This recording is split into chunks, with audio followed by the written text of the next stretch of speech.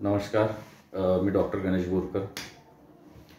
जसं आपण मागच्या व्हिडिओमध्ये बघितलं की आहाराबद्दल आयुर्वेदानुसार माहिती करून घेतली आणि सगळ्यात महत्त्वाचं म्हणजे ज्ञान हे प्रकाशासारखं असतं आणि अज्ञान हे अंधकारासारखं असतं.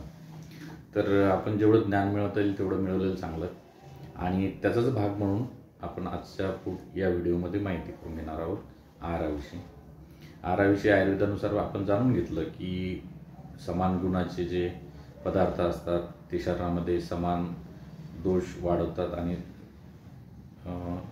विरुद्ध गुण असले तर त्याचे विरुद्ध परिणाम त्या दोषावर दिसतात. तर आज आपण एक मॉडर्न सायन्सनुसार पण आहाराचं महत्त्व, आहारातले घटक जाणून घेणार आहोत. मॉडर्न सायन्सनुसार मॅक्रोन्यूट्रिएंट्स आणि मायक्रोन्यूट्रिएंट्स असे दोन भाग पाडलेले असतात.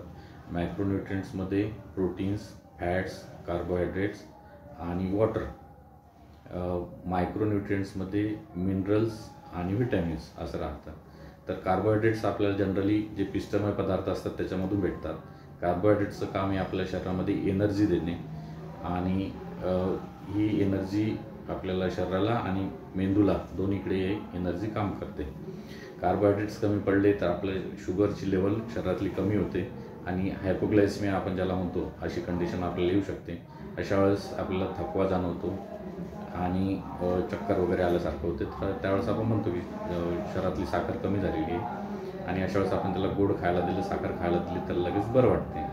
तर ह्या सगळा जो कार्बोहायड्रेटचाच भाग आपल्या शरीरामध्ये जो कार्बोहायड्रेट आपण घेतो त्याच्यामुळे आपल्याला दिवसभर एनर्जी भेटत असते.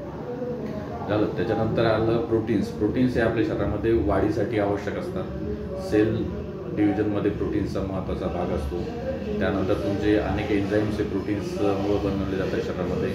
हार्मोन्स हे प्रोटीन्समुळे बनवले जातात. त्याच्यामुळे प्रोटीन्स हा पण शरीरातला महत्त्वाचा घटक आहे आणि प्रोटीन्स कमी पडले तर मालन्यूट्रिशनची शक्यता जास्त असते. तर त्या हिशोबात आपल्याला आवश्यक तेवढे प्रोटीन्स डेली आपल्या आहारामध्ये घेतले गेले पाहिजे. फॅट्समुळे आपल्या शरीरामध्ये जे फॅटमुळे आपल्या शरीराला प्रोटेक्शन भेटते. स्किनच्या खाली जे फॅट चरबी जमा होते हे एक आपल्याला रिझर्व्ड एनर्जी सोर्स म्हणून काम करत असते आणि त्याच्यामुळे आपल्या इंटरनल ऑर्गन्सला प्रोटेक्शन भेटत असते. हे फॅट्सचं काम झालं. त्याच्यानंतर आता वॉटर हा जवळपास पाण्याचा शरीरामध्ये प्रत्येक शरीरक्रियेशी त्याचा संबंध असतो. पाण्यामुळे आपलं हायड्रेशन राहते, शरीरातल्या सर्व क्रिया नॉर्मल होतात.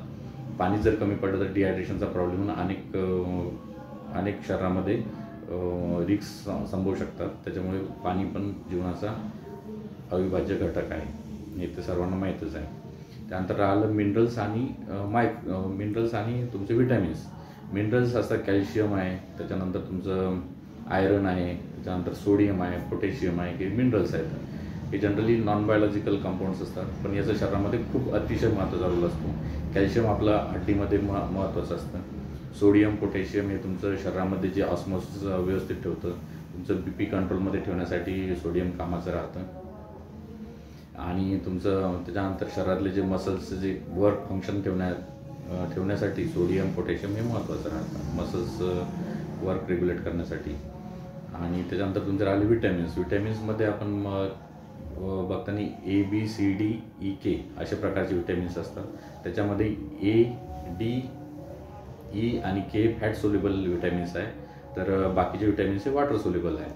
तर फॅट सोल्युबल व्हिटॅमिन्स हे जनरली आपल्याला फॅटी फूडसोबत जर घेतले गेले तर त्याचं ॲब्सॉर्प्शन चांगलं होतं आणि वॉटर सोल्युबल व्हिटॅमिन्सचं तेवढा ॲब्सॉर्प्शनचा प्रॉब्लेम येत नाही.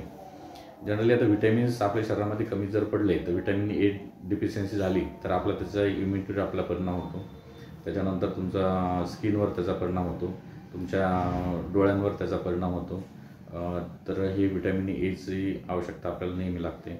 व्हिटॅमिन बीचं तुमच्या इम्युनिटीशी सोबत संबंध आहे, तुमच्या स्किनशी संबंध आहे, त्याचा तुमच्या मेटाबॉलिझमशी संबंध आहे, तुमच्या नर्वस सिस्टीम नसांशी त्याचा संबंध असतो आणि त्याच्यामुळे डिफिशियन्सी जर आली तर न्यूरोपॅथी डेव्हलप होणे, त्यानंतर तुमचा ॲनिमिया होणे B कॉम्प्लेक्स डिफिशियन्सीमुळे हे होतं. B कॉम्प्लेक्स जनरली आपल्याला जास्त नॉन व्हेजिटेरियन फूडमधून जास्त भेटतं. व्हेजिटेरियन फूडमध्ये B कॉम्प्लेक्स थोडं कमी राहतं. त्यानंतर तुमचं व्हिटॅमिन सी हे आंबट फळांमध्ये असते. व्हिटॅमिन सीचा इम्युनिटीशी जास्त संबंध आहे. त्यानंतर विविध मिनरल्स ॲब्सॉर्प्शन बॉडीमध्ये होण्यासाठी त्याचं ते कामी पडते आणि बऱ्याच गोष्टींमध्ये त्याचा विटॅमिन सीचा रोल असतो. विटॅमिन सी झालं, नंतर विटॅमिन डी हे फॅट सोल्युबल आहे. जनरली हे सनलाईटमध्ये आपल्या स्किनच्या खाली बनत असते आणि कॅल्शियम ॲब्सॉर्प्शनसाठी आणि बोन स्ट्रॉंग राहण्यासाठी त्याचा रोल राहतो. त्याची डिफिशियन्सी जर झाली तर बालपणात जर डिफिशियन्सी झाली तर रिकेट्स नावाचा आजार होतो, रिकेट्स नावाचा. त्याच्यामुळे विटॅमिन डी पण आवश्यक आहे. विटॅमिन ई स्किनसाठी आणि ब्लडमधल्या बऱ्याच फॅक्टरसाठी विटॅमिन ई आवश्यक आहे. आणि विटॅमिन के पण आपल्या रक्तगोठ होण्यासाठी वगैरे कामी येतं. तर ह्या सगळ्या गोष्टीचा विटॅमिन्सचा आपल्या शरीरामध्ये विविध रोल असतात आणि विटॅमिन्स भरपूर घेतले पाहिजे. तर विटॅमिन्स आपल्याला पालेभाज्यामधून जास्त भेटतात. विशेषतः बी कॉम्प्लेक्स घ्यायचं म्हटलं तर काही नॉनव्हेज फूडमध्ये थोडं जास्त असते. त्याच्यानंतर तुमचं एक ओमेगा 3 म्हणून असते, एक फॅटी ॲसिड्स आहे, तर ते आपल्याला व्हेजमध्ये कमी भेटतं. तर अशा वेळेस नॉनव्हेज सोर्स घ्यावा लागतो.